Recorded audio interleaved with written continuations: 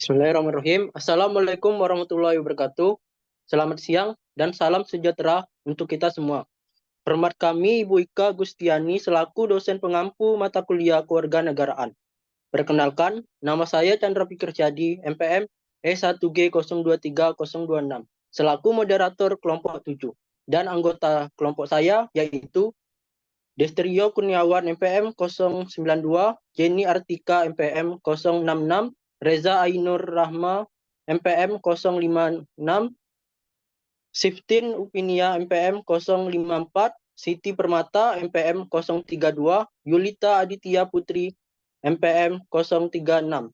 Di sini kelompok kami akan membahas tentang konstitusi undang-undang dasar dan undang-undang. Selanjutnya akan saya serahkan kepada materi pertama, yaitu Reza Ainur Rahma. Pada Reza, dipersilakan.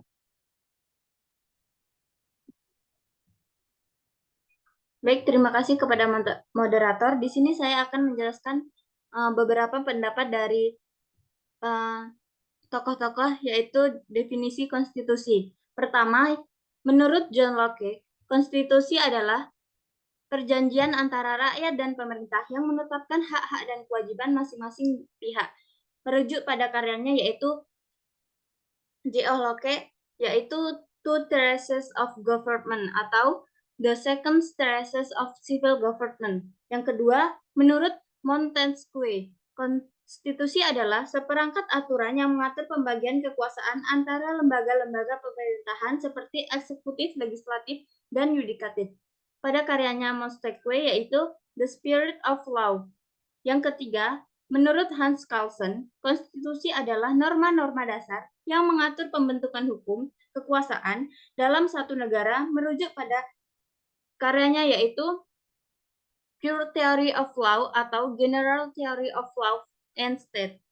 Yang keempat, menurut Carl Friedrich, konstitusi adalah struktur politik dan hukum yang mengatur hubungan antara individu dan lembaga perintah serta lembaga-lembaga pemerintahan yang ada dalam negara, yang bersumber dari constitutional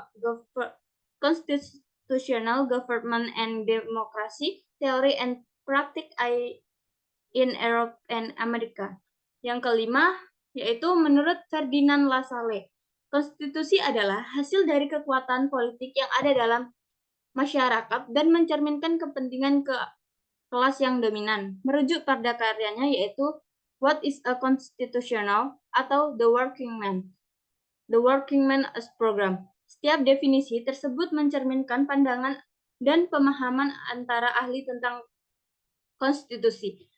Konstitusi bersifat dinamis dan dapat mengalami perubahan seiring dengan perkembangan zaman dan tuntutan pada masyarakat di suatu daerah tertentu.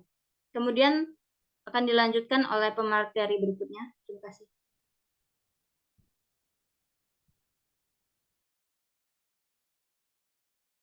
Baik, di sini saya akan menjelaskan tentang sejarah amandemen Undang-Undang 1945. Pertama kali dilakukan pada 1999 atau setelah Orde Baru pemimpin Soeharto berakhir seiring terjadinya reformasi 1998. Sejak disahkan sebagai Undang-Undang Dasar di negara pada 18 Agustus 1945, terjadi 4 kali amandemen Undang-Undang Dasar 1945.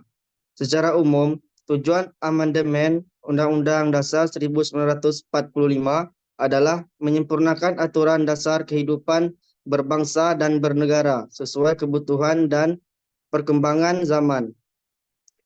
Pasal-pasal yang diubah tidak hanya berkaitan dengan sistem pemerintahan, melainkan juga soal hak hidup warga negara.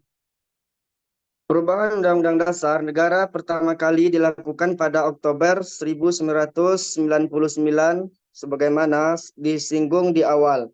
Sementara itu, hasil amandemen Undang-Undang Dasar 1945 kedua ditetapkan pada Agustus 2000. Perubahan amandemen Undang-Undang Dasar 1945 yang ketiga dilakukan dalam sidang tahunan Majelis Permusyawaratan Rakyat MPR pada November 2001.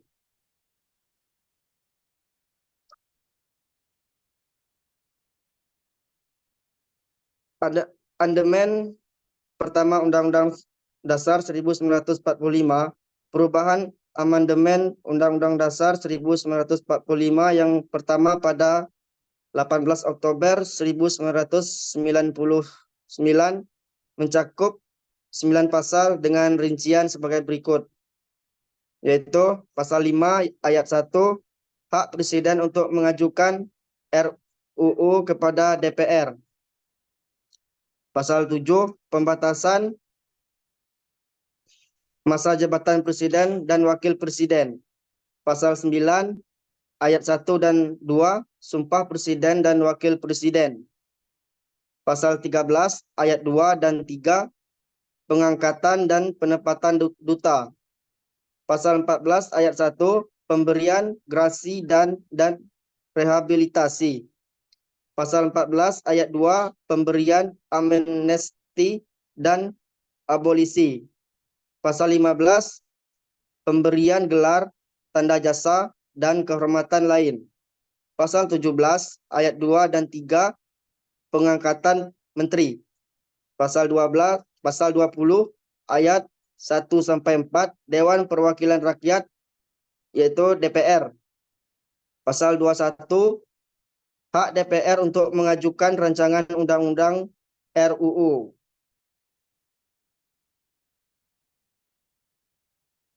Selanjutnya akan dijelaskan oleh Siftin. Baik, terima kasih. Amandemen kedua Undang-Undang Dasar tahun 1945. Hasil amandemen Undang-Undang Dasar 1945 kedua yang ditetapkan pada tanggal 18 Agustus 2000, mencakup 25 pasal dalam 7 bab. Berikut ini beberapa perubahan. Bab 6 berada pada pasal 18, 18A, dan 18B mengenai pemerintah daerah. Bab 7 berada pada pasal 19, 20, 20A, 22A, dan 22B mengenai Dewan Perwakilan Rakyat. Bab 9A berada pada pasal 25A mengenai wilayah negara. Bab 10 berada pada pasal 26 dan 27 mengenai warga negara dan penduduk.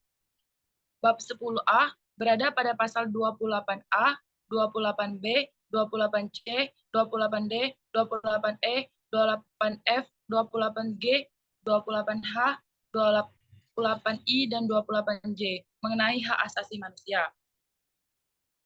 Bab 12 berada pada pasal 30 mengenai pertahanan dan keamanan. Bab 15 berada pada pasal 36A, 36B, dan 36C mengenai bendera, bahasa, lambang negara, serta lagu kebangsaan.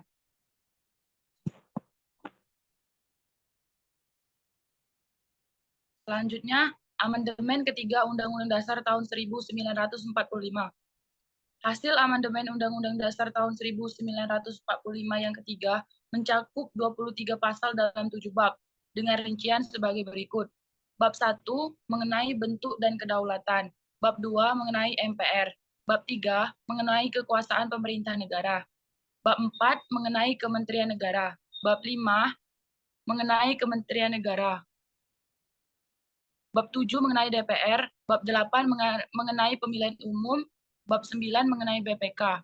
Pasal 1, Pasal 3, Pasal 6, Pasal 6A, Pasal 7A, Pasal 7B, Pasal 7C, Pasal 8, Pasal 23E, Pasal 23F, Pasal 23G, Pasal 24, Pasal 24A, Pasal 24B, dan Pasal 24C.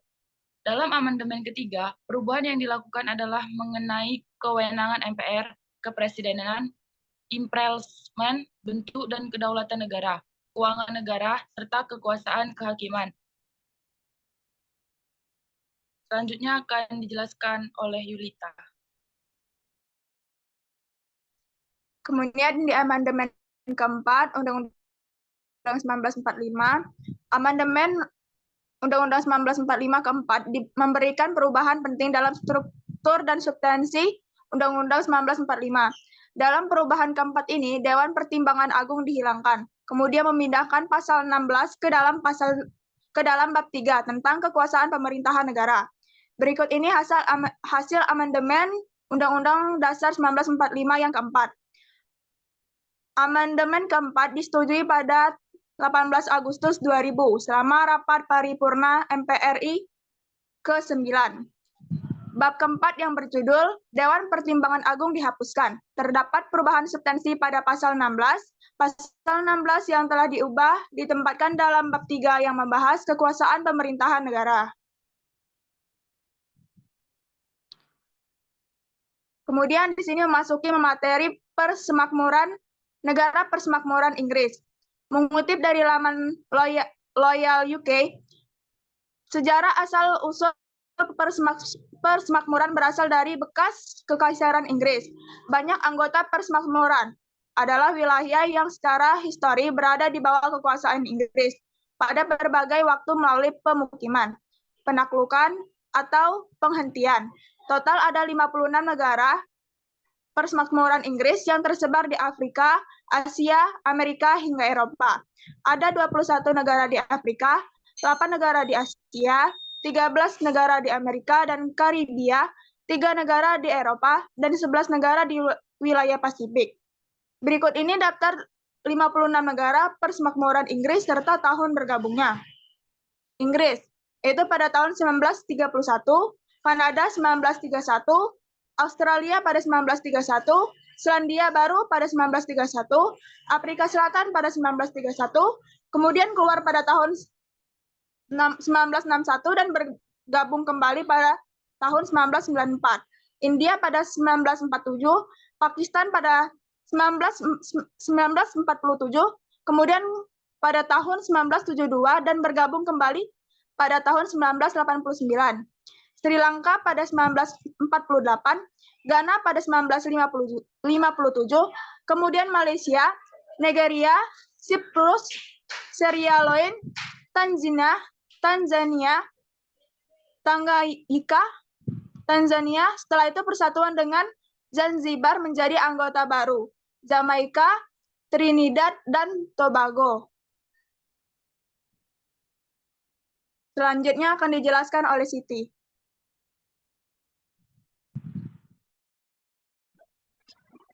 Baik, terima kasih. Selain negara-negara yang telah disebutkan, berikut adalah negara persemakmuran Inggris yang lain.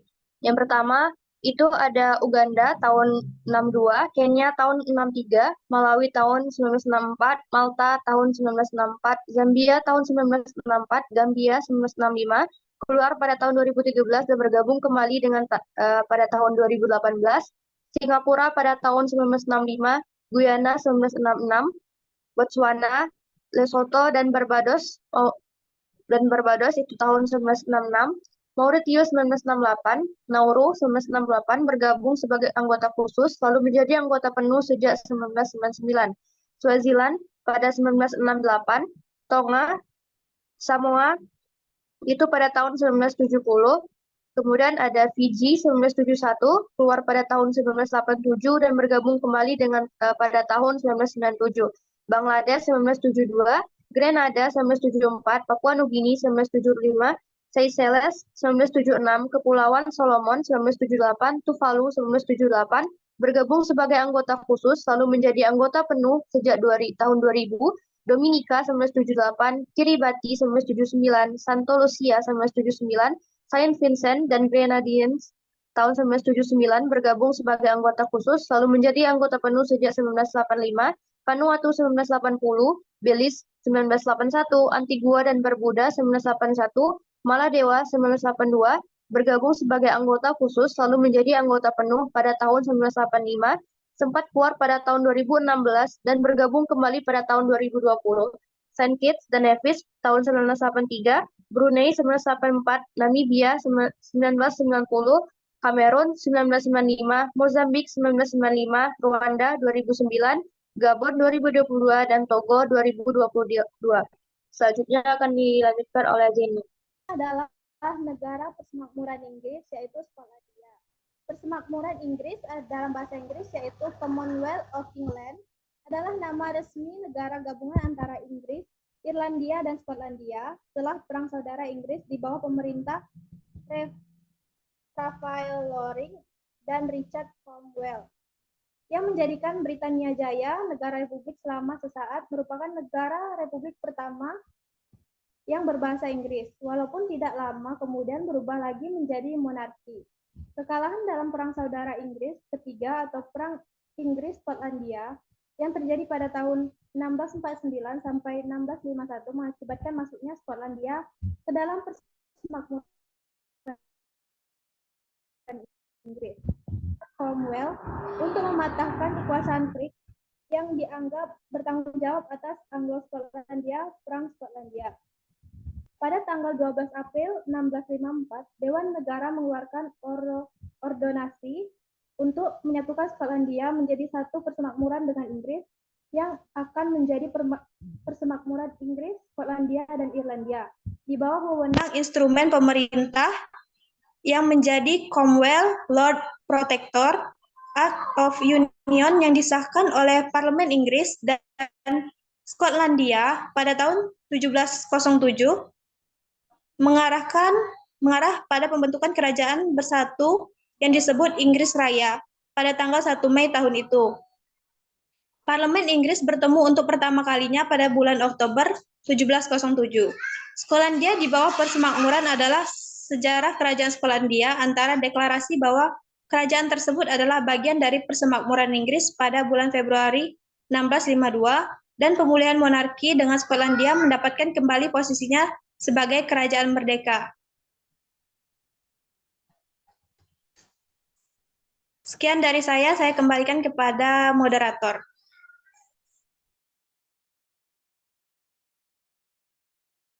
Baik, terima kasih semuanya.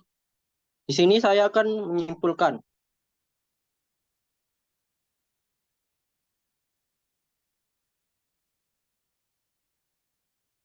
Kesimpulan, konstitusi adalah perjanjian antara rakyat dan pemerintah yang menetapkan hak-hak dan kewajiban masing-masing pihak. Secara umum, tujuan amandemen UUD 1945 adalah menyempurnakan aturan dasar kehidupan berbangsa dan bernegara sesuai kebutuhan dan perkembangan zaman.